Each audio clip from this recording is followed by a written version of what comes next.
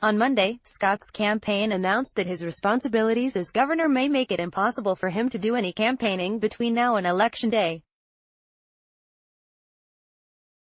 Scott already asked for a CNN debate to be postponed and now plans on deploying surrogates throughout Florida to campaign on his behalf.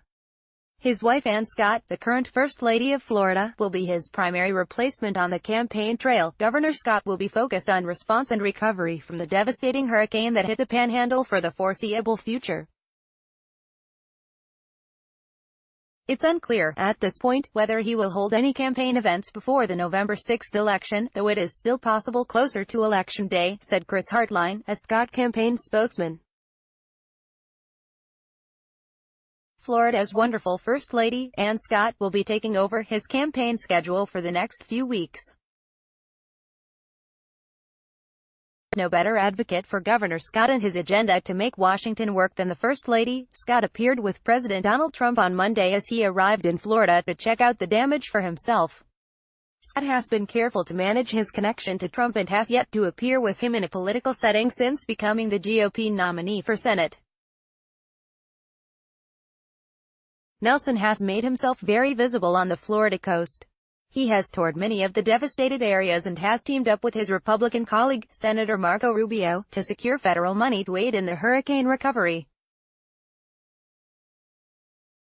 His campaign did not give an estimate as to when he might get back on the campaign trail. Gillum has been the target of a tough ad from the Florida Republican Party, critical of his management and prior storms. The ad was still running on TV stations in the storm's path as Hurricane Michael made landfall. Gillum has responded by focusing on Tallahassee's recovery. He took to the streets with a chainsaw to kickstart the recovery and has been using social media to regularly update his constituents about the latest on power outages and street closures.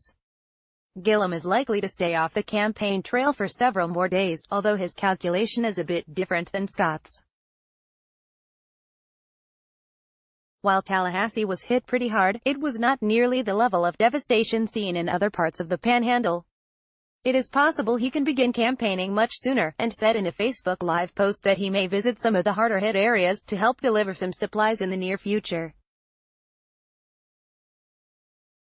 His Republican opponent, Ron DeSantis, resigned from Congress and has no official role in the recovery.